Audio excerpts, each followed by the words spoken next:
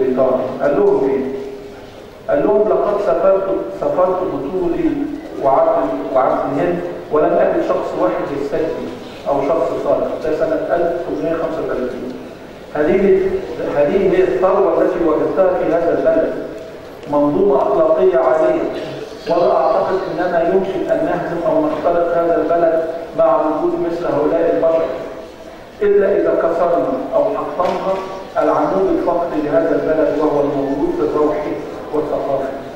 ولهذا اقترح استبدال النظام التعليمي القديم والمنظومه الثقافيه الحاليه بما يجعل الهنود يؤمنون بان كل ما هو اجنبي من الصيد الانجليزي هو جيد واكثر نفعا لهم من نظامهم الحالي، وبهذا سوف يفقدوا انتمائهم الوطني وثقافتهم الاصليه ويصبحوا كما نريدهم ان يكونوا بلد مهزوم بحق. ده اللي اتقال ما اعرفش بقى نحسبها تبقى كام 200 سنه ولا ايه ولا ايه يعني. تمام؟ ان العمود الفقري هو الموروث الروحي والثقافي، واذا اتحطم فهذا البلد يصبح اي بلد يصبح بلد مهزوم.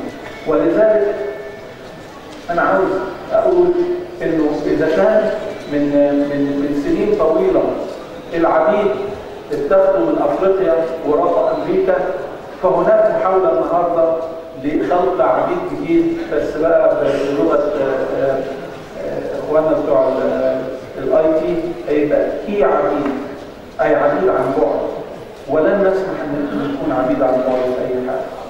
تمام؟ مش هيحتلونا ولكن هيحطمونا داخليا، عاوزين كده ونصبح عبيد عن بعد. ولو عاوزين تعرفوا اكتر استاذنا اللي هو متولي لما يتكلم على حروب الجيل الرابع وغيره، انا النهارده انا بكلمكم وبكلم الشباب، احنا يعني اللي فاضل لنا غالبا اقل من اللي راح اعمار باذن الله. انتوا يا اما من النهارده اصنعوا مستقبلكم بحيث ان انتوا ما تكونوش عبيد عن بعد. مش حد يجي يحتلكم، يكفي ان تتكسر الهويه الوطنيه فهنصبح اعداء بعض. تمام؟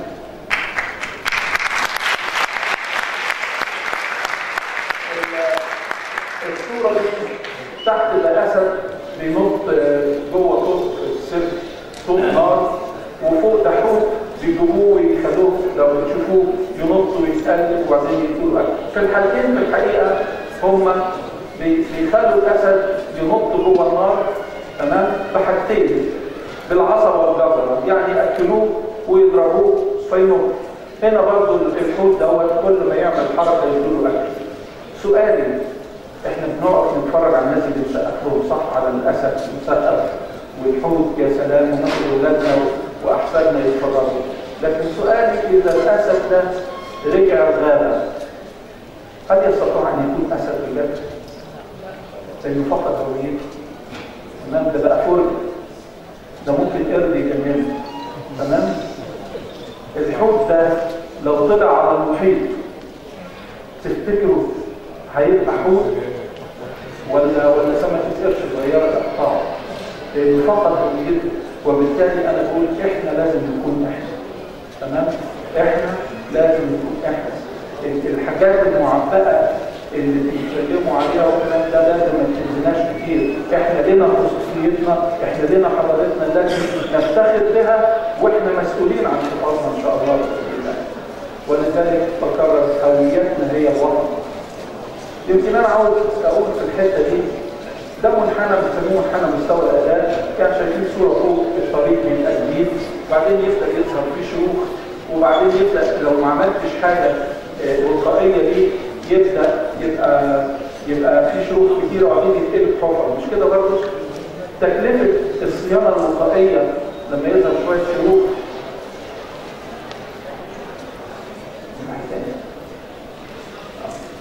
هنا بتبقى يعني عشر ولا اقل ولا اكثر من الاصلاح هنا، لان ده اصلاح وهنا ده وقايه، صح؟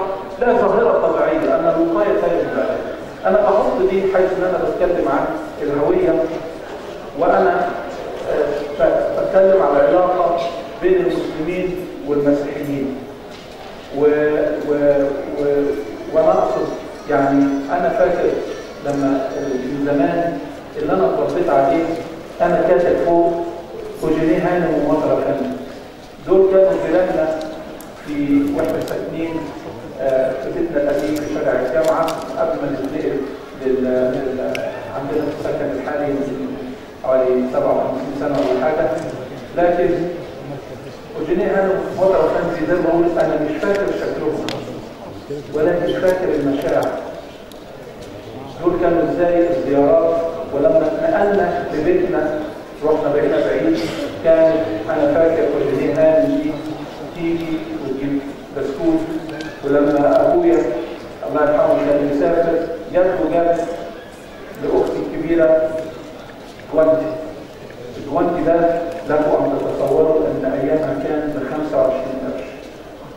يعني النهارده جوانتي ما اعرفش يوصلوا يبقى 1000 جنيه ولا حاجه زي كده، جابته عشان ابويا كان مسافر فجت وجابته. دي علاقه كانت موجوده. عاطف صليب وزيزة دول اللي استقبلوني لما رحت امريكا عشان ادرس، وعلموني غير المناقشات الاجتماعيه والعزومات وكده، انما علموني اهم درس في امريكا وهو ازاي اكتب شيك. لان في امريكا بدون شيكات ما تعرفش تعيد كل حاجه بالشيكات. ميشيل وليديا دول زوجة برضه مسيحيين، ودول بجانب الاستضافه والصداقه، لان عاطف وميشيل ده كانوا في الحقيقه معيدين عليا في مصر. لكن رحت امريكا ميشيل مملوك وزوجته الدكتوره ليديا علموني اهم درس، خدوني سوبر ماركت وقعدنا نفوت في لين او يعني ممر في السوبر ماركت، وكل ما اقول لهم انا كنت لوحدي ساعتها، ما كانش خاص بالزماركت مش معايا، فمثلا انا بحب البسكوت ده، يقوموا ياخدوه ويكتبوه ويشوفوا المحتويات اللي خلي بالك ده احتمال ولو انه احتمال بسيط ان يكون فيه خنزير، شحم خنزير، فما تاخدوش. وعلموني ايه هي اللي انا اخده عشان القبر المسيحي ده، علموني ايه الاكل اللي المفروض لحم الخنزير احتراما لله. تمام؟ وغيره من الاصدقاء. هكذا كانت العلاقه. حصل بعد كده احداث الزاويه الحمراء، فاعتمدنا على العرف والتصالح، ما طبقناش القانون، فظهرت وفاء قسطنطين ثم كنيسه القديسين والابناء. فالثمن غالي جدا، ثمن غالي جدا لما اهملنا وقايه هذا الكيان الرائع، العلاقه اللي تربطهم بهويه وطنيه قبل ما يكون مسلم ولا مسيحي. انا عاوز اقول هنا بحكم ولو اني انا ما بتكلمش عن الفتره ابدا اللي كنت فيها، لكن فيما يتعلق بده لازم اوجه الشكر لروح البابا شنودة على موقفه الثاني في الفتره دي، اللي كان موقف النساء استخدامها اسوء استخدام. واعتقد ان البابا تردد تفهم من كلماته تقول كده برضه انه الوقت وتفهم الدور كان قوي جدا، لانه يعلموا انه مصر مش هتتكسر، انما الشيء الوحيد اللي ممكن نفكر فيه انه يكسر مصر هو فكره الوحده الوطنيه، فكره الطائفيه البسيطه دي. وبصوا حواليكم وشوفوا ايه اللي بيحصل. عصير كتير ده طبق فاكهه، لو حطيناه في خلاط زي ده هيجي لنا ايه؟ عصير. مش كده برضه حد عنده منع؟ العصير ده في العاده طعمه جميل وشكله حلو. في غلط في اللي انا بقوله ده؟ مفيش. السؤال هو هل ممكن حد عبقري يرجع العصير ده من الفواكه دي؟ وكذلك مصر هي عصير.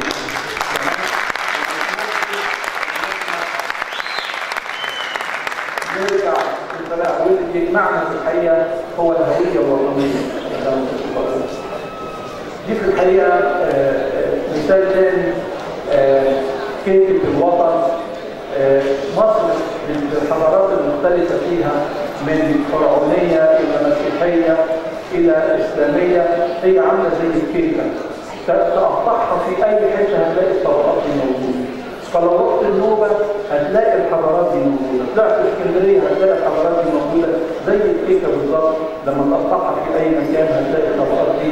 فاللي بيلعبوا على الفتنة الصائفية هم بيلعبوا على رهان خاسر، واحنا لازم في الحقيقة نساعد نفسنا ان احنا نقوي الهوية الوطنية، بحيث ان فكرة انت مسلم مسيحي اسكندراني مش عارف ايه دي لازم تغيب عننا. ولذلك الحلم المصري هو أن ننتقل من الحلم إلى المستقبل. أنا سميته حلم العودة أو مصر الحضارة. حد قال لي طب ليه ما تسميهاش حضارة مصر؟ لا، لما بنقول حضارة مصر مباشرة بنيجي نفكر في الآثار وكذا شيء جميل، لكن بنقول مصر الحضارة أي أن مصر الحديثة هي مصر صاحبة حضارة صحيح تستمد جذورها من الحضارة القديمة، ولكن هي في نفسها مصر ذات حضارة يتسع حولها العالم بإذن الله. أما الحلم بتاعي والمشروع هو معرفش بقى دي فلسفة شوية، لكن أنا اتعلمت في الجامعة وفي الهندسة الخارجية والبيت الانجينيري إنك لو ما قدرتش تعبر عن اللي أنت عاوزه في جملة بسيطة يبقى أنت مش فاهم. ولذلك الجملة اللي أنا قلتها إيه رؤيتي الوطني؟ إيه رؤيتي حلمي أن يكون وطن صلب الإطار ناعم المحتوى. الدكتور تيمور يعني يسمحنا على الفلسفة دي، إنما أقصد في أن هذا الوطن يجب أن يكون في جيش، مش جيش قوي، يجب أن يكون في جيش قوي جدا عشان يحميه، ومن داخله علاقات ناعمة، أي علاقات إنسانية. هو ده اللي هيخلي الناس نبص لها ويلتفوا حوالينا، وهيخلوا الناس يحاولوا يحطمونا، فالإطار الصلب ده هيقف قصادهم إن شاء الله بإذن الله. عشان نحقق ده في بعض الحاجات لازم يعني زي كل نبقى متفقين عليها. فكرة المستقبل، كلمات فكرة المستقبل، كيف نرى المستقبل؟ وبرضه بكرر ما لقيتش حاجة أكتر من جلستنا مع أستاذنا الكبير الشاعر الطبيب الدكتور أحمد تيمور في أحد الصالونات لما ناقشنا في كيف نرى المستقبل. فأول حاجة ناقشنا المستقبل والغيب، وقلنا أن الغيب هو علم الله سبحانه وتعالى يدير به الكون، أما المستقبل فهو صناعة إنسانية. إحنا مسؤولين عن شكل المستقبل. أنا بكلم الشباب، أنت مسؤول عن شكل مستقبلك، لازم تشاهد في هذه الصناعة. والمستقبل ليس زمن ننتظره بل واقع نصنعه. أن المستقبل مش مجرد إن قاعد، الزمن ما هوش لعبة. إذا أنت ما اشتغلتش واشتغلت للمستقبل غيرك هيشتغل وهتبقى في الخطوط الخلفية. إذا المستقبل هو واقع نصنعه. والمستقبل يبدأ بحلم، وفي الحقيقة أحلام. أنا بسمي الأحلام الكريمة هي إنك تحلم وبعدين تعمل على تحقيق الحلم وتصر على تحقيقه. يعني تقف وتقع وتتضرب وتقوم، دوت الإصرار على تحقيقه. في أحلام متواضعة وهي إنك تحلم وتعمل على تحقيق الحلم. إذا ما نجحتش بيه خلاص بتفقد الأمل. دي بتبقى أحلام متواضعة. وفي أحلام واقعة اللي هي انك مجرد انك تحلم، وده فرق كبير. انا اسف اقول حلم، هو حلم، بس سامحوني علشان اللغه الدارجه يمكن كده. فلا يكفي انك تحلم، بل يجب ان تعمل عليه، والا يبقى احلام واقعه. ده اللي انا بقوله، الاحلام الواقعه. فواقعنا ليس قدرنا المنتظر، وحاضرنا ليس المستقبل. يعني ما يحدث النهارده ما هوش قدرنا، مين قال؟ ما نعرفش، وما هوش مستقبلنا. تمام؟ يعني عشان اوضح الحكايه دي انه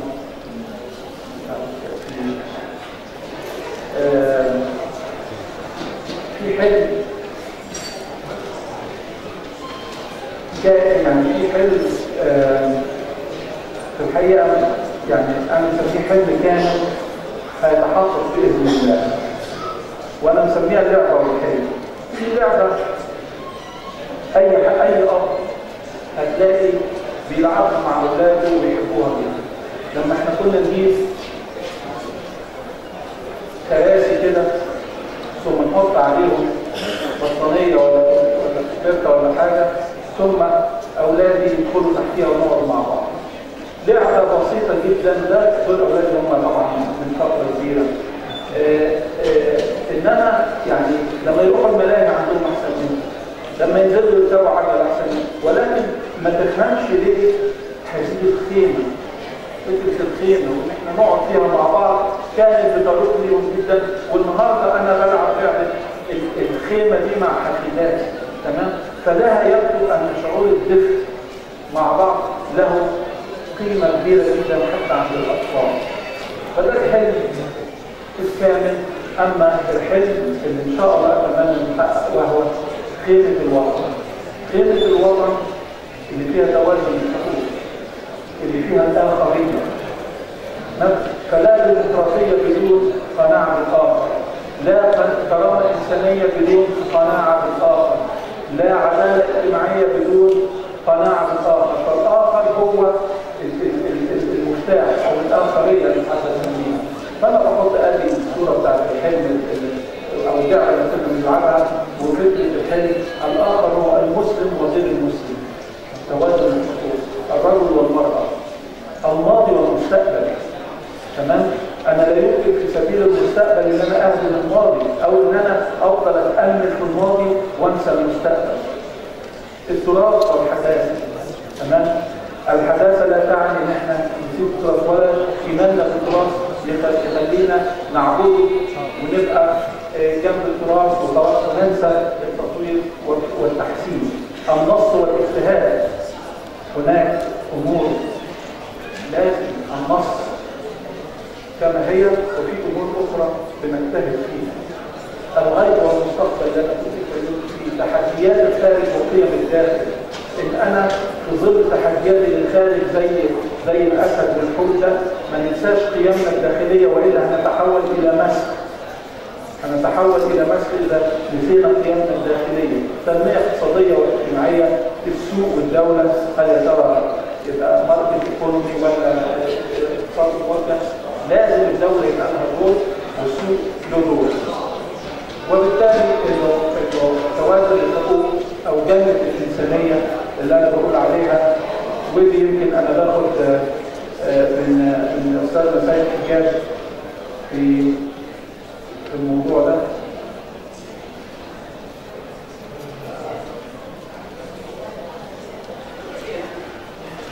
الصوت يا جماعة.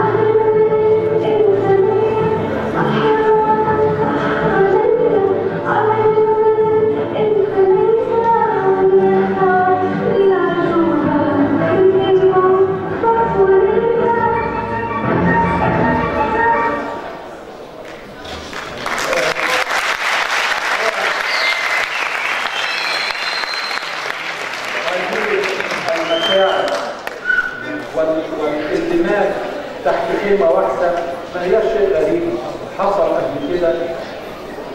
قد يكون في الكاس إنما هو حلم قائم ومستمر بإذن الله.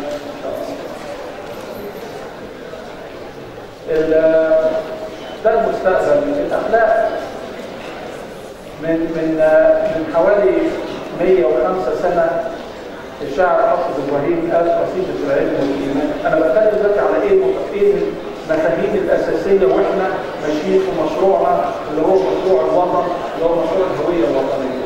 الشاعر حافظ إبراهيم قال إيه؟ والمال إن لم تدخره محصنا بالعلم كان نهاية الإنذار، والعلم إن لم تستديره شمائله تعليم كان مطير الأخبار. معنى الكلام ده بلغة المهندسين إن أنا عندي المال، العلم يحميه والأخلاق تحميهم الاثنين. ولو غيرنا بعض الكلمات أن المال خليه هو الاقتصاد أو الإنتاج، فاللي يحمي الإنتاج والاقتصاد هو المعرفة، واللي يحمي الاثنين هو الأخلاق أو الثقافة، الميزان، المعاني.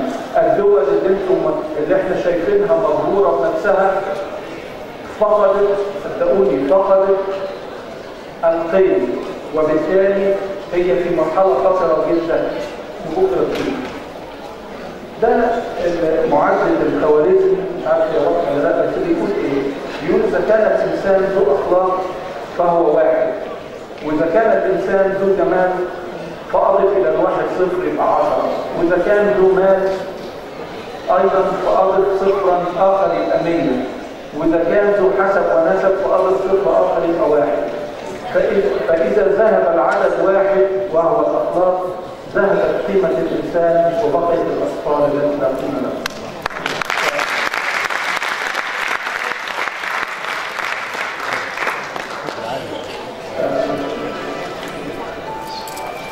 في الحقيقة دراسات كثيرة في تحليل، مش تأليف الحضارات، تحليل الحضارات، تأليف وتحليل. الدراسات قالت ان اي حضاره بتبتدي بمرحله، هنا حطوا العطاء والاخذ. مرحله الارتفاع بتاع اي حضاره بتبدا فيها بما يسمى الروح، يكون فيها العطاء اكثر من الاخذ، ثم تبقى مرحله النضج او العقل، الاثنين زي بعض، العطاء بالاخذ، ثم تبدا فكره مرحله الغريزه اللي يبقى فيها الاخذ اكثر من العطاء، وهنا تبدا في الانهيار. بصوا حوالينا، ما تبصوش للزمن 5 سنين و10 سنين، ما هو مش زمن الامم، بس بصوا كده هتلاقي في حضارات ابتدت تنزل. مصطفى محمود بتوع تفكير الله يرحمه يقول لك اذا لم نتقدم عاطفيا وانسانيا بقدر ما تقدمنا عقليا، اذا لم نستطع ان نكون محبين مشفقين رحماء بقدر ما نحن اقوياء فسنهلك انفسنا لا نفعل. ارجو تبصوا فيما يحدث حولنا، من يتفاخر بقوته هو بيقرا ايه دلوقتي. ودي كتاب ثاني اسمه كيف بيقول فيه ان اي واحد جابوا ناس من هم احسن مثلا لعيبه سله، وابتدوا يسالوهم، قالوا لهم يعني كل الناس بقى مليارديرات وناس عندهم في الحقيقه يعني موهبه كثيره جدا، بيقول اللي بيطير في الجو ويحط زي مايكل جوردن ولا غيره. سالوا الناس دي، ولاعيب البيانو ولاعيب بتاع لعبه اخرى وغيره، انت ازاي الموهبه دي؟ كلهم اجمعوا على حاجه، ان هناك من شجعهم في البدايه، واللي شجعهم ده مش شرط يكون راجل بروفيشنال ابدا، بس حببهم في اللعب، حببهم في النشاط، ثم بعد كده تدريب مستمر قصور، على الاقل 10,000 ساعه تدريب، تحول هذا الحب الى ما نطلق عليه محبه. فلذلك برضه دعوه اشخاص، كذلك الحضارات يجب ان يكون فكره العطاء اكثر من الاخذ في المرحله دي. لا نعرف بدون ما يكون عندنا اخلاق تاخذنا وترحمنا فوق، وارجو انه نفضل فوق دايما. هتلاقوا حضارات حتى الحضارات اللي حصلت في العربيه الاسلاميه كلها مرت بالمراحل دي. الالم والامل هو في الحقيقه انا ايه ليه حطيت دي؟ لانه حد كده قال لي يعني يا دكتور عصام انت قاعد تقول لنا حلم، هو ده وقت اللي احنا فيه. يعني برضه استغربت زي اللي سالتني ثقافه وسياسه، لكن الالم والامل والانتصار والانتصار. هديكم مثال وانتم تعرفوا ان الحلم او الحلم والالم والحلم والانتصار ما بيأثروش على او الانتصار والالم ما بيأثرش بدليل. هل هناك ألم أكثر من المرأة الحامل أو اللي تطلع حملها أو بتربي طفلها؟ ومع هذا في كل مراحل الألم دي أي أم هنا هل بطلت تحلم إن ابنها أو بنتها يكون أحسن واحد في الدنيا؟ إذا الألم والانتصار لا يمنع الحلم، حتى لو احنا بنعاني من مشاكل فالحلم قائم والحلم ضروره. ودايما بقول لكم احلم، اقعد احلم، بس تكون دايما في دماغك ان الحلم اللي انت بتعمله ده هتشتغل عليه. فلا في الم وفي مفيش مشكله. فعلى سبيل المثال دي برلين النهارده ودي هيروشيما دلوقتي ودي الطرق في امريكا دلوقتي. من زمن معين دي كانت برلين بعد الحرب مكسرة، هيروشيما بعد القنبلة الذرية، ودي كانت طرق أمريكا العربية بتغرس الطين وحالتهم تعبانة جدا. لو الناس دول أمنوا إن حالة الألم دي مستمرة وما حلموش ما كانوش عملوا كده، صح؟ ولذلك في راجل اسمه ويليام بليك شاعر ورسام انجليزي يقول لك إن هو كل ما هو واقع اليوم كان بالأمس حلما مستحيلا. تمام؟ وبالتالي الحلم هو أحد حقائق الحياة، بل أحد أجمل حقائق الحياة فعلا. يعني درب نفسك على الحلم، بس حط في دماغك إنك هتحقق ولو جزء صغير بجزء صغير هتلاقي نفسك حاسس بسعادة فيه. أنا بس مش في الحقيقة كلامنا فكرة الألم والأمل اترجمت في الفنون. ده بيتهوفن انا سمعته، السيمفونيات بتبقى اكثر من حركه في الغالب، اربع اجزاء. فبيتهوفن كان في السيمفونيه الخامسه اللي بيسموها دقات القدر او ضربات القدر، كان ابتدى يعاني من ضعف السمع.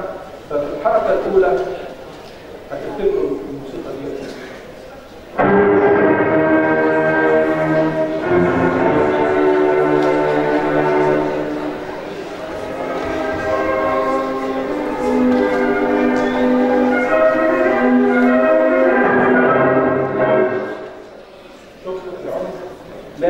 عشان الناس ما تحسش انه منكسر عشان ابتدى يفقد سمعه. في الحركه الرابعه في نفس السيمفونيه دي حط ايه؟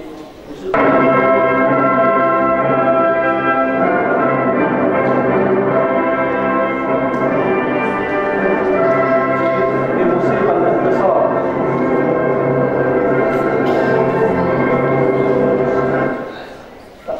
يبقى دي رساله دايما بتتقال ان هو انه بالرغم من الالم انا بحلم بالانتصار. وقد كان الراجل الف بعد كده سيمفونيه لغايه التاسعه ومش عارف كام قطعه والكلام ده كله. الكلام ده برضه مش بعيد عنا. في الاستاذ سيد حجاج في المال والمجنون بيقول ارجو تسمعوا الكلام ده كويس.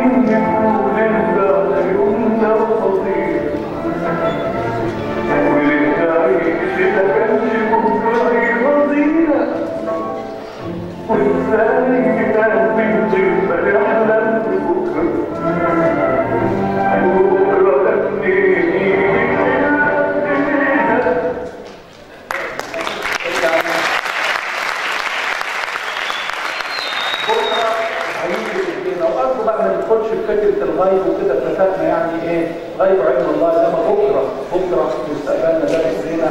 وانا ما اقدرش طبعا اسيب الحته دي الا واشير الى طبعا استاذنا الكبير الدكتور احمد تيمور في كتابه في روايه ديوان الجديد مصر تولد من جديد واللي فيه كتير من الافكار فيها اتاثرت فيها في الحقيقه، وانا مش ممكن كنت دايما بحط شعر واقوله، بس مش ممكن اقوله بعد ما هو قال له الشعر بتاعه هتبقى شكلها هتبقى ماسك قوي يعني في الحقيقه. فبرضه الدكتور تيمور زي ما سمعته جلد في الاول وقال تحس كده انك مرعوب على الغزاله، وفجاه في الاخر اتقلبت الغزاله الى وحش شاكر، الى الانتصار من الالم ومن الحيره الى الانتصار. فدي في الحقيقه من الالم للامل ومن الانتصار للانتصار، دي موجوده حتى في الكنيسه كلها. طيب اذا كنا يعني هنمشي بجد في المشروع ده، فانا عاوز في ملامح مهمه جدا لازاي نفكر. اول حاجه لازم يكون تفكيرنا علمي. التفكير العلم هو الساينس، يعني كلمه قديمه سيونشيا اللي هي بمعنى المعرفه، والعلم هو البحث عن الحقيقه، وحيث ان الحقيقه مش موجوده يبقى هنقدر ندور على الحقيقه، والعلم مستمر. العلم كله خير. اللي انا اقصده بالعلم هي مش المعمل والكمبيوتر والحاجات دي، انا اقصد بيه حاله التنوير، حاله الوعي الجمعي. يعني لازم نعرف، وانا دايما اقول ان الجريمه الكبرى اللي ارتكبت في حق الشعب المصري على مدار سنين طويله هي تجريف الوعي العام، وبالتالي اعاده الوعي الجمعي. المشروع الثقافي اللي انا بتكلم عليه ده هام جدا، والا المشاريع الكبيره الاقتصاديه اللي هي محتاجه بعض السطحيات مش هيبقى فيه تجاوب، فيجب ان يكون هناك اعاده لبناء الوعي الجمعي. ده اللي نقصده بالتعليم. نيجي بالنسبه للعلم ايضا والحظ. يعني عشان نبدا كده بدايه، انا ما بامنش مفيش حاجه اسمها حظ، برغم ان احنا ساعات ممكن نقولها، لكن مفيش حاجه اسمها حظ. فانا بعرف بس الفيديو ده اللي سمحته ده ماتش كوره. تابعوا كده الكوره دي جت فين؟ جت في العرض. هنقول ايه؟ الواد اللي عايز حظ وحش، مش كده؟ شوف بقى تاني بعد كده. بص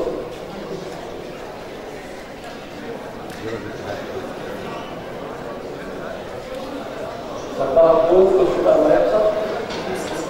بص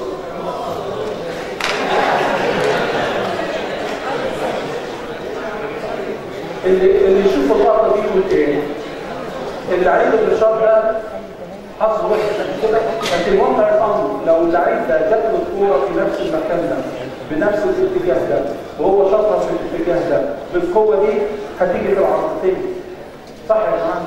يبقى اذا انا مش عارف في جهل، مش معناه جهل حاجه وحشه، احنا في امور كده حوالينا ما نعرفهاش لكن عايشين فيها. ففكره الحظ هي فكره ضد العلم تماما. في حاجات ثانيه انا عاوز بس ايه يعني اقولها. ولذلك في كاتب امريكي يقول لك السبب في انتشار الجهل ان من يكونوا متحمسون جدا لنشره. تمام؟ وبالتالي انا بقول انه العلم هو التنوير زي ما نقول، وان الايمان بالحظ يساوي 1 ناقص العلم، والظلاميه هي بتساوي 1 ناقص التنوير. يعني مفيش حظ. يعني الحظ، الايمان بالحظ بيجي نتيجه قله التنوير. ده اللي انا عاوز اوصله. طيب الزمن، الاولويات دي مهمه قوي. احنا بنفكر ازاي؟ يعني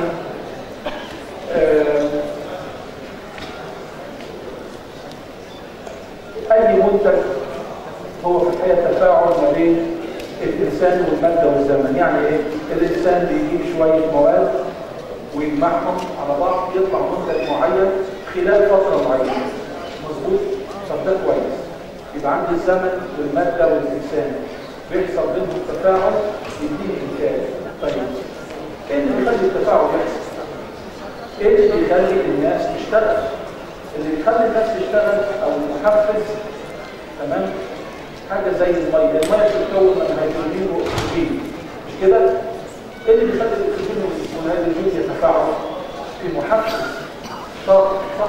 كذلك الانسان لن يتفاعل مع الماده والزمن الا من خلال محفز هذا المحفز هو الفكرة الدينية، والفكرة الدينية معناها أن اللي هي القيم العليا والأخلاق. تمام؟ يعني بدون الدخول في الطقوس والكلام ده، لا، الفكرة الدينية هي القيم والأخلاق اللي بتخلينا نتحرك. فنبدأ زي ما قلت بداية الحضارات هي أن يكون هناك عطاء أكثر من أخذ. مش كده برضه؟ ده اللي بيخلي الحضارات تطلع. ده هي القيم والأخلاق. القيم والأخلاق دي اللي أنا عايز أقولها كيف نفكر، أو ثلاثية العوالم. وطبعا بوضح دايما بقول الحكايه دي، العوالم هنا مقصود بها جمع عالم وليس جمع عالمي. تمام؟ ثلاثيه العوالم. عندنا عوالم او مجالات التركيز، عندنا اي حاجه حوالينا هي يا اشياء يا اشخاص يا افكار. مش كده؟ بص حوالينا زينا كده، يعني ده اللي موجود. اهم حاجه انت تحط ايه في النص؟ هل تحط الاشخاص ولا الاشياء ولا الافكار ولا ايه هي الاشياء؟ الاشياء هي الاشياء الطبيعيه والمصنعه بالايديولوجيات. يعني ايه؟ يعني مثلا الاشتراكيه دي شيء مصنع بالانسان، الرأسماليه شيء مصنع، فكره مصنعه. تمام؟ الاشخاص هو الاسم والنسب والعرق والشكل والمال وغيره. اما الافكار هي القرارات والاحاسيس والمعاني.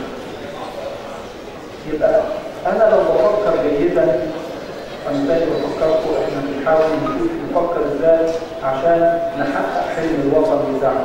تمام؟ فيجي اللي نحطه في الحقيقه وندور حواليه هو الافكار وليس الاشخاص ولا الاشياء او المعاني. فعلى سبيل المثال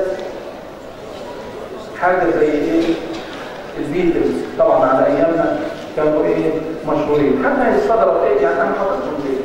لانه في الحقيقه قد نختلف مع شكلهم ونختلف مع بعض تصرفاتهم، انما اللي انتوا اكيد تعرفوه ان البيتلز هم اللي قوموا اوروبا كلها في المظاهرات ضد امريكا وحربها ضد فيتنام. بل ان بعض الكتب طلعت ان البيتلز عملوا ثوره اجتماعيه. انا واخدكم معلش مثال بعيد قوي عشان بس نعرف انه احنا لما بناخد بس بالشكل، تمام، او بناخد بالاشخاص او بالاشياء، قد نفقد الفكره، قد نفقد الفكره. مثال ثاني ارجو بس تكونوا معايا. ده انا في صوت، انا متعمد ان في صوت. ايه رايكم في الواد الهولندي ده؟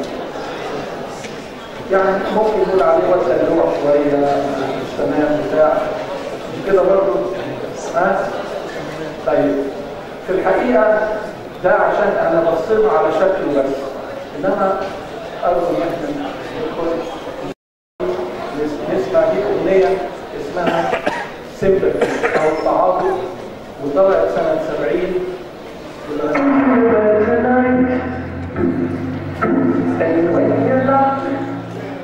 انا هحاول اقول باختصار شديد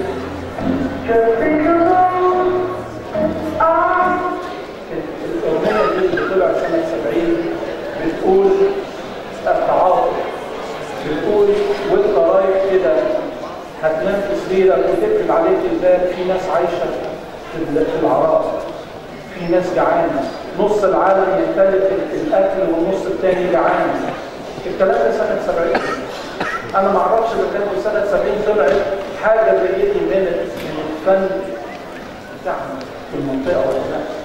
تمام يا جماعه؟ اذا الولد ده اخفي شكله زي ما مش عاجبني، انما اهتم بالفكره. انا بس بركز على جبت مثالين في الحقيقه بعاد قوي، لكن يعني انا بحاول اركز فيهم ان لا يمكن ان نتطور الا اذا خلينا الفكره والقيم هي في النص، ما تبقاش الاشخاص او الاشياء. اديكم مثال ثاني، انه انا كنت بحط قبل كده الشيخ عبد الباسط عبد الصمد. أنا كنت جاي يقرأ آيات عن الجنة، ففي طبعا صوت ملائكي يعني، فبيبدأ الشيخ عبد الباسط يقرأ، وبعد ما يخلص الآيات دي الناس بتسقف وهنا والله الله ينور عليك والكلام ده صح؟ كمان شوية يقوم قاري آيات عن جهنم، بعد ما يخلص الله ينور عليك. الناس مهتمة بالصوت وليس بالمعنى اللي كان الآيات اللي بيقرأ عن جهنم الإنسان الواحد ما يرتاحش. فهمني ازاي؟ انه دايما نخلي الفكره هي الاساس اللي انا بتحرك حواليه. ما خليش الشخص او الزوج او نسبه او ماله او الكلام ده كله هو يتحكم في قراراته. وبالتالي اذا احنا حطينا الاشخاص في المنتصف هتطلع لنا ما يسمى الثلاثيه الحمقاء اللي كنا بنعملها كتير واحنا صغيرين: عدو عدوي صديقي، وصديق عدوي عدوي، وصديق صديقي صديقي. يعني عشان انا متصالح مع الدكتور تيمور يبقى قبل اي حد يصاحب الدكتور تيمور هو صديق. ما يمكن تصاحب واحد مش كويس، واحد صاحبه مش كويس، يمكن تمام، او عدو عدوي صديق. يعني انا مخاصم الدكتور تيمور يبقى يجي واحد عنده فكر بس عدو الدكتور تيمور يبقى انا هعتبره صديقي بغض النظر عن فكره. اذا دايما انا بكرر ان احنا لازم في حياتنا خلي القيمه في النص، ما تخليش القيمه، ما تخليش الشكل ولا الاشخاص ولا الاشياء هي اللي تخليك تتحرك. طيب دي الاولويات. انا ادخل بعد كده في الوطن. الوطن مع انه اسمى المعاني. انا بقول قمه الاداء ان نتحول من الاشياء او الاشخاص الى المعاني. ده انا كنت بقول قبل كده. في الحقيقه كان في دكتور بتاع امراض نفسيه وكده، والحدث كان في السجن ده من زمان قوي، والمهم خرج من تجربته في السجن دي نظريه جديده في العلاقه في العلاج. كان بيشوف ناس في السجن بينتحروا، فابتدى تلفت نظره فكره الانتحار. فلما خرج كان عمل طريقه معينه وهي لما يجي له حد عنده اكتئاب يقول له انت ما انتحرتش ليه؟ فيبدا الراجل يقول له والله انا ما انتحرتش عشان اولادي، عشان سمعتي، عشان ياخد الخيط بتاع المعنى ده ويبدا يركز عليه في العلاج. تمام؟ فلذلك بيقول الانسان يبحث عن المعنى، والمعاني هي هامه جدا. المهم انه او الانسان. فانا خليني اتكلم على الوطن، الرنين والمجال. ابدا بقصه الدكتور احمد الابيض. الدكتور احمد الابيض لما رحت امريكا واحد من اشهر علماء الهندسه الكهربائيه في العالم، وكان بيته يعتبر مزار، يعني الناس تروح تتفرج عليه، يعني حاجه رائعه والكلام ده، وكان دايما يساعد الناس كلها. في الحقيقه وانا كنت اول سنه رحت كنت خاطب بس ونازل بقى في الصيف عشان نكمل الجريمه. فنازل في الصيف ولقيته بيسلم عليا وبيديني اسطوانه فيها لوحات كهرباء، لوحات بتاعت بيت. قلت له ايه ده؟ قال لي الرسومات بتاعت الفيلا بتاعتي كانت معايا. قلت له يعني استغربت، هترجع بقاله 35 سنه ولا حاجه بره، هترجع يعني ليه هترجع؟ قال لي انا راجل لان لازم اروح مصر. ففي الحقيقه من ساعتها ابتدت الفكره دي، فكره طب الراجل ده يعني من بعد العمر والنجاح والكلام ده كله ايه اللي ربطه بالوطن؟ فكانت فكره الرنين بالنسبه لي، لان الرنين حاد وحزين في نفس الوقت. فدي يمكن ابتديت افكر رنين الوطن. انا قلت المستقبل ورنين الوطن. دي قصه سريعه جدا لاغنيه واحد غناها اسمه مارك عريان، هو في لبناني بس عايش في فرنسا. هو بيغني اغنيه انه راح يزور القريه بتاعته بعد فتره، فراح للقريه ديت فلقاها طبعا مهجوره تماما، وراح يزور الكنيسه لقى الكنيسه مهجوره وجرس الكنيسه مكسور. فانا عاوز بس لان انا اعتقد ان الموضوع ده انا بعتبرها مهمه، لقطه مهمه.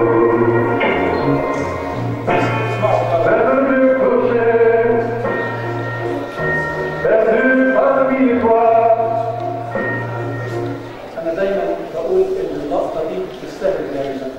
ان يتجرس الكنيسه مكسور ما بيتحركش ولكن صوته بيرن. تمام؟ هكذا الوطن قد يتغير، نروح نرجع واللي يعيش يعيش واللي مات مات، ولكن ما زال الوطن له رنين في وداننا. هو ده في الحقيقه فكره رنين الوطن. اما ايه هو الوطن؟ كتير جدا لما يجوا يعرفوا الوطن هي له تعريفات كتير، وانما في الحقيقه انا هصل في الاخر لتعريف اذا هي عرفنا الماء بالماء. تمام؟ يعني فدي عباره عن اكيد يعني بعض شفنا ده عباره عن انترفيو، مقابله شخصيه بس عبر الكمبيوتر، يعني فيديو كونفرنس لشغلانه هي كلها تمثيليه الراجل عاملها على الناس. فابتدوا الناس يتقدموا فرايحين للمقابله دي، كل واحد قاعد في بيته ولا في مكتبه وبيعمل المقابله وبيبتدوا يقول لهم عن مواصفات الشغلانه دي. فيقول لهم الشغلانه دي 24 ساعه في اليوم، الشغلانه دي مرهقه، الشغلانه دي ما تنامش، الشغلانه دي ما ينفعش ان ترتاح الا بوظيفه العميل والكلام ده كله. تمام؟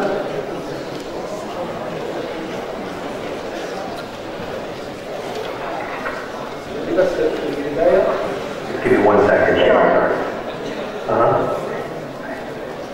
2 minutes. Thank you. Hi, good afternoon. Sorry about that. Sorry, immeasurable. فضل يقولوا له كده، وفي الاخر خالص بقى قال لهم تعالوا نتكلم في المرتب. Also, let's cover the salary. The position is going to pay absolutely nothing. قال لهم كل شيء ده ببلاش. No. Somebody do that for free. Yeah, for a bonus. No. So that actually currently holds this position right now. Billions of people actually. Moms. Yeah. Moms. That's awesome.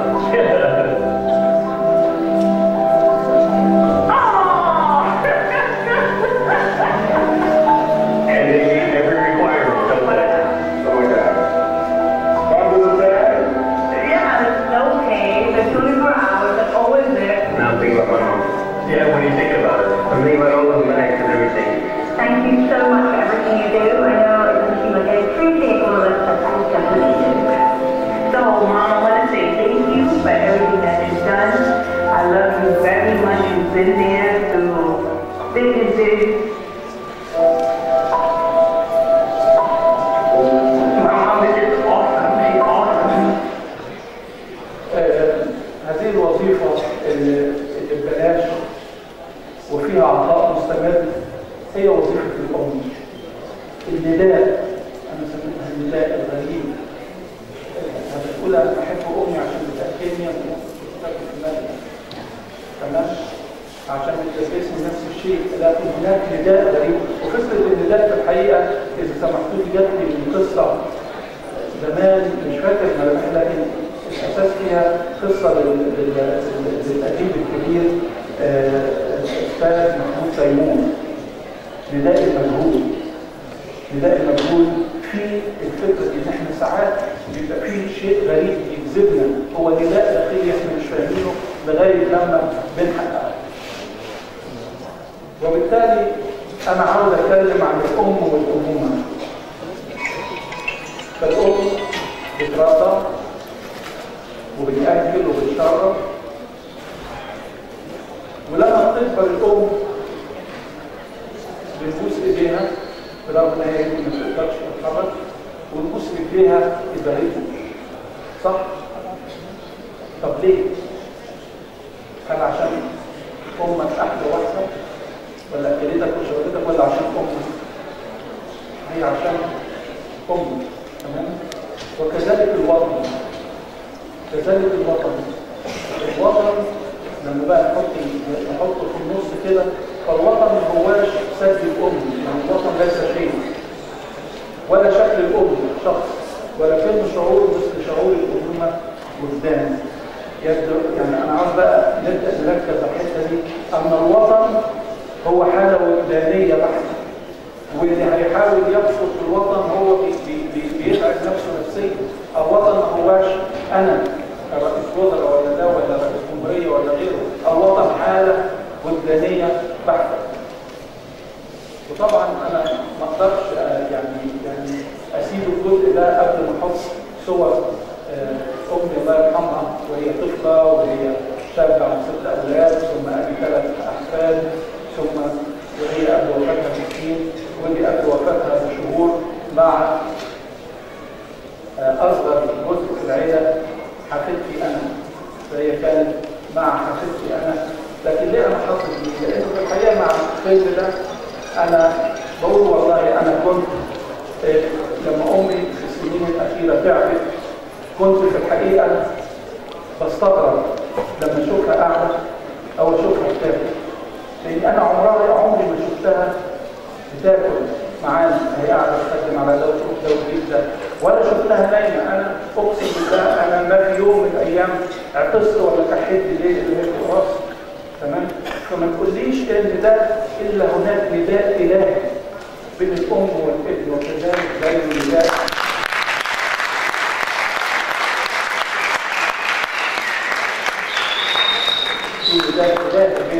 بين الإنسان والوطن. فالأم تموت والأمومة لا، لأن الأم توفت لكن ما زالت أمومتها عايشة معها، وكذلك الدولة أو السلطة تتغير تموت، ولكن الوطن لا يموت. تمام؟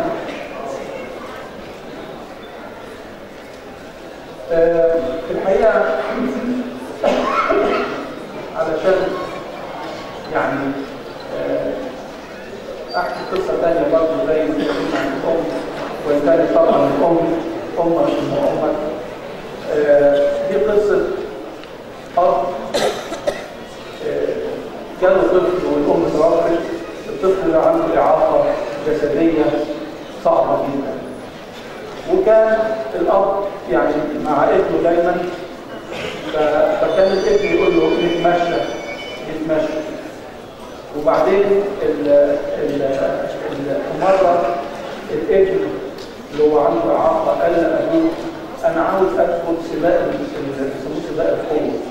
إيه سباق القوة ده؟ إنك تجري وبعدين تعوم وبعدين تركب عجلة.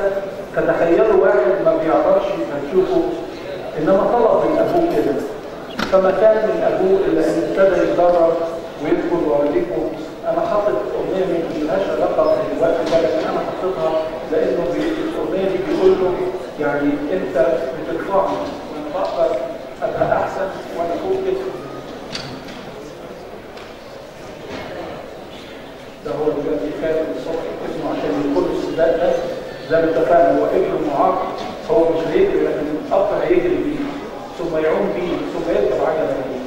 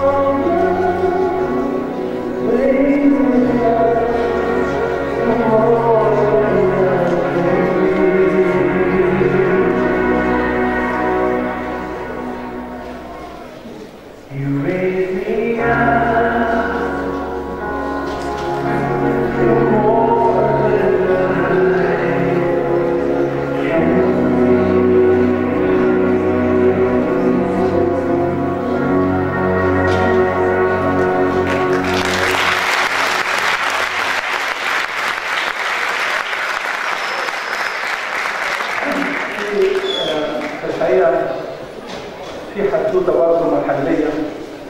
يعني أنا حطيت عشان طبعا قيمة الأرض، وفي نفس الوقت لازم نعرف إنه العواطف دي موجودة في الدنيا كلها مش فينا بس.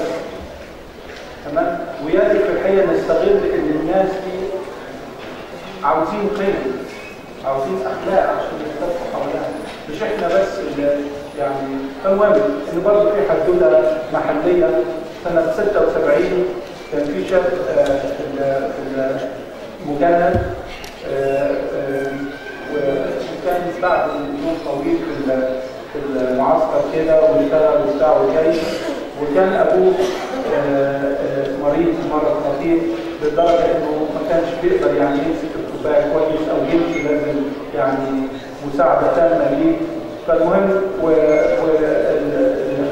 الولد ده او الشاب ده داخل بعد يوم مرهق كبير، فدخل في الغرفه، ابوه طبعا ممدد على الكنبه لانه مريض، وجنبه امه، ام الشاب ده او زوجة الراجل الكبير ده.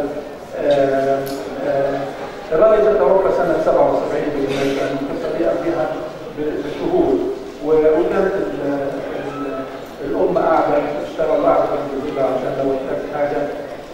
من كثر الارهاق في اليوم ده الشاب وهو دخل على الغرفه دي، وبعدين جات له حاله اغماء.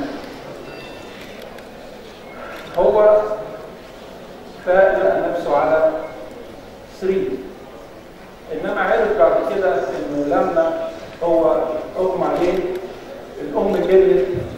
الغريب جدا ان الاب جري وسبقها وشال الابن او شال الشاب، بالرغم انه كان من الصعب انه يشيل الكوبايه. اما الشاب دوت هو اسمه عصام انا، والاب ده ابويا الله يرحمه.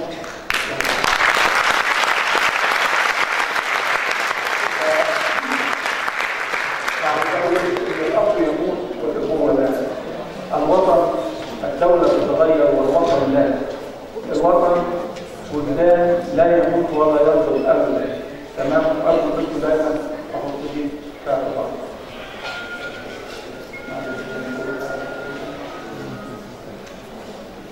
أدليت شوية الرومانسية.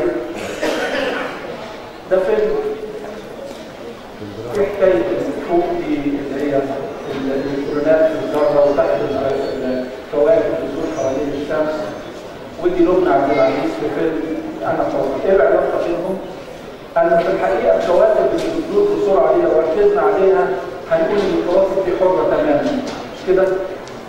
بينما واقع الامر انها ماشيه في مدار مظبوط جدا، لانها حريتها دي مرتبطه بحاجه اكبر، تمام؟ اللي هي الشمس والجاذبيه. في فيلم انا حره لبنى عبد العزيز كان اسمها امينه، وانا امي اسمها امينه كانت برضه.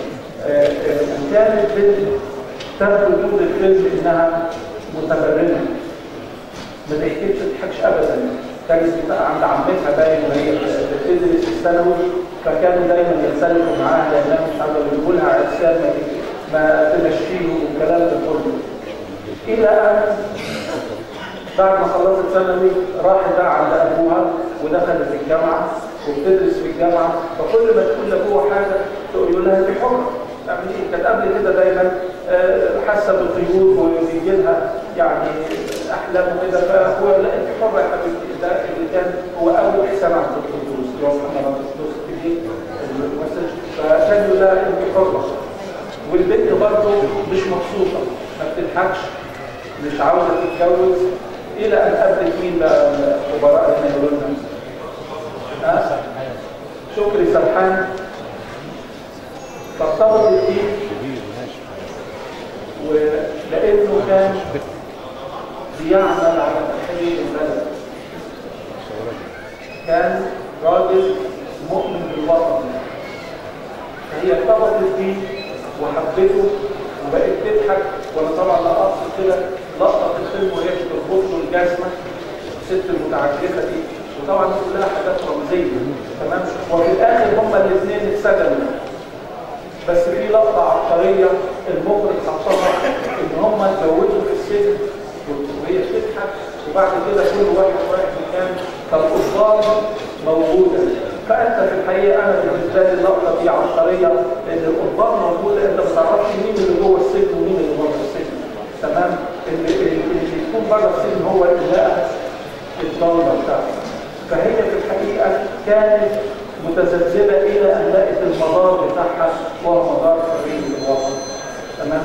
ومن هنا القصص الناس الكبار زي سلمى القدوس قصص عظيمه جدا الحقيقه، كلها بتدور على ان احنا نبحث عن الحريه الحقيقيه، والحريه الحقيقيه دايما مرتبطه بحريه اكبر منها تمام. دايما حريه الانسان مرتبطه بحريه العيله الى ان تصل الى حريه الوطن وهي اسمى حريه.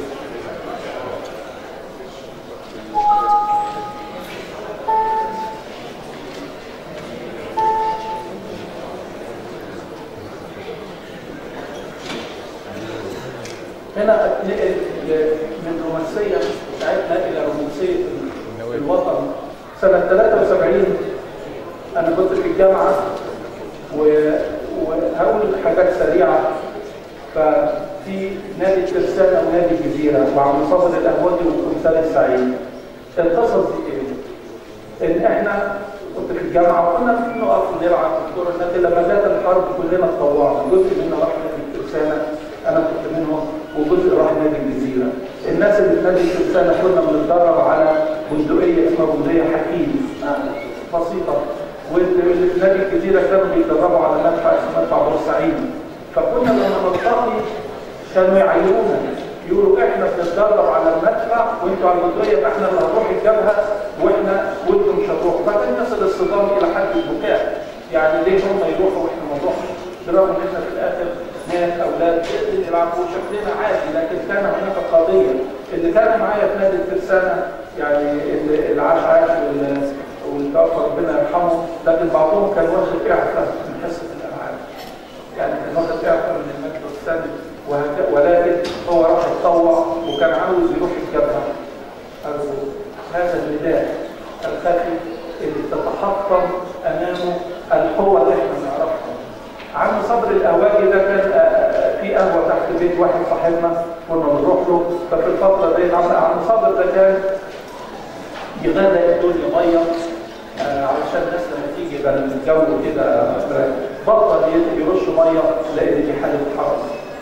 والتمثال السعيد احنا على ايامنا كان التذكره درجه ثانيه بقرش ودرجه اولى بقرشين، وكان طبعا الناس بتتفنن انهم ازاي يهربوا من الكمثالي. في فتره الحرب الكمثالي كان بيقعد جنب السواق والناس تروح تحط له الفلوس وتنزل، لان دي كانت حاله، كان هناك نداء خلى كسر كل العادات اللي احنا بنتكلم عليها. في رومانسيه الوصيه احنا كان في احد سنوات احتفال بذكرى 6 اكتوبر 73، فكان احد القواد الكبار بيحكي على انهم راحوا وكان في انا اسف لا رومانسيه الوصيه دي انه في حرب 73 كان احد الضباط الكبار بيحكي لي ان هو كان وصيتهم انهم يدفنوا بلبسهم وسلاحهم. دي كانت وصيه. انا بعتبرها الرومانسيه هي الايثار. الرومانسيه ما هياش رقصه وغمسه وغمسه، هي الايثار، انك تدي تؤثر حد على حد او شيء على شيء. فدي رومانسيه الوصيه. اما رومانسيه التبه ان في مجموعه راحت تهاجم تبه كان الاسرائيليين فيها، وكان زي ما فهمت من القصه ان التبه بيبقى فيها فتحه وفيها واحد ماسك مدفع رشاش بحيث اي حد يقرب منها يضربه يموته كده برضه يسكتلهم. فكان هم عاوزين يحتلوا التبه دي لاهميتها، وكان ضروري انه يدخلوا وتحاولوا يدخلوا هيضربوا بالمدفع ده. فما كان الا من شاب ضابط ضحى ودخل وحط نفسه قصاد الفتحه دي، وطبعا اتضرب عليه كل الرصاص واتفتت تماما وهم قدروا يدخلوا ويحتلوا السد بعد كده. عشان بس تبقوا عارفين هذا الشاب اللي عمل ده كان شاب مسيحي، لأنه كان هناك الوطن. الوطن هو الحاكم. أما أنا لازم أعتذر لأحمد وممدوح وعلي ومحمد وهشام، دول كانوا زملائي اللي دخلوا كليات عسكرية بعد ثانوية عامة، وأنا دخلت الهندسة وغيري تجارة وطب. ولما كنا بنجتمع في الخميس، هم بيدوا خميس وجمعة أو خميس ونص الجمعة في الحقيقة، وكنا نغيظهم نقول لهم ده احنا رحنا السينما تمام، يعني احنا بقى مستمتعين بحريتنا. وهم ساعات كانوا يشتكوا لنا في بداياتهم انه ظهروا بيوجعوا من كتر التمارين الصعبه اللي بيعملوها. اما الاعتبار لانه تفوت الايام واقول لهم انه لولا ان انتوا ضحيتوا بحريتكم ما تمتعنا احنا بحريتنا النهارده. ولولا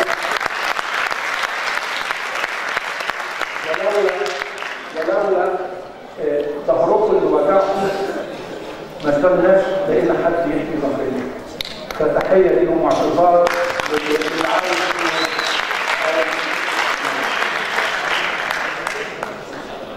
طبعا لما نتكلم على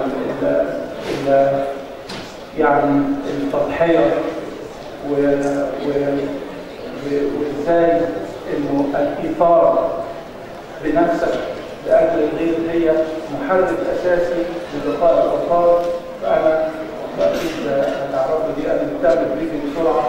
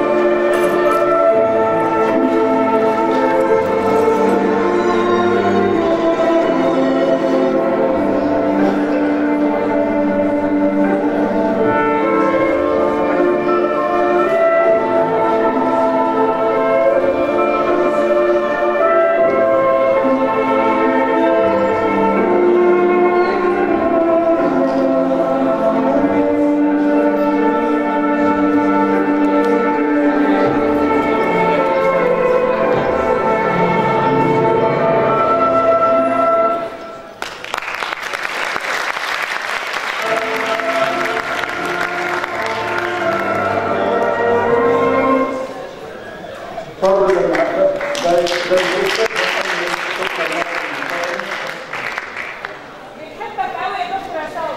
الله يخليك. ربنا يخليك. بعد كده الحوار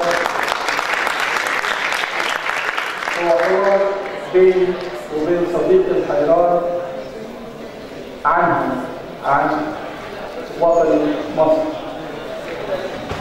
صديقي قال لي انا زهقت، انا ههاجر.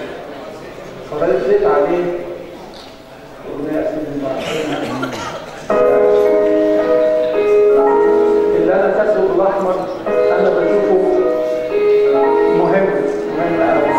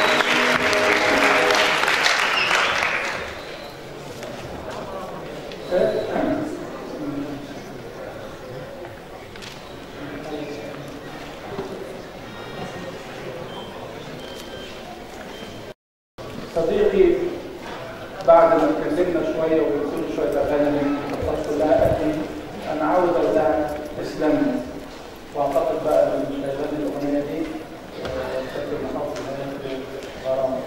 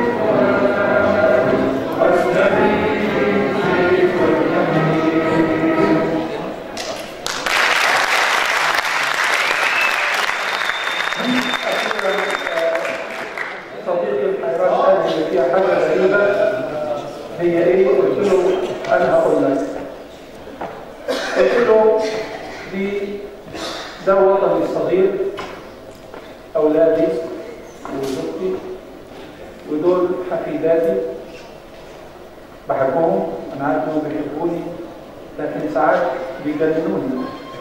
تمام؟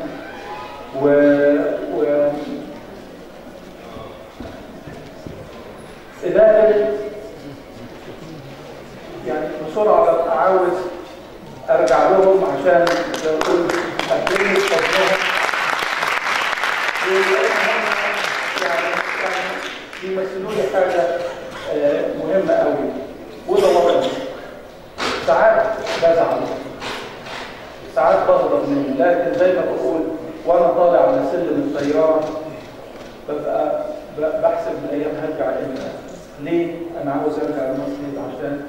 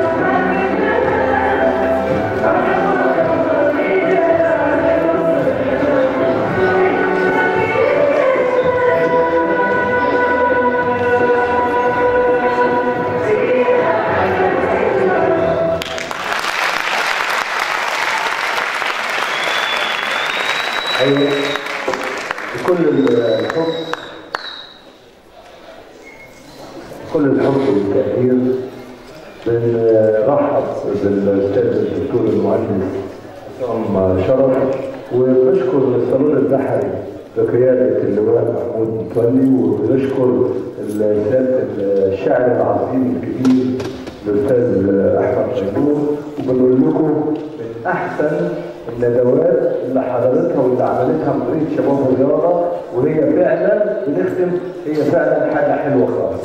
شكرا.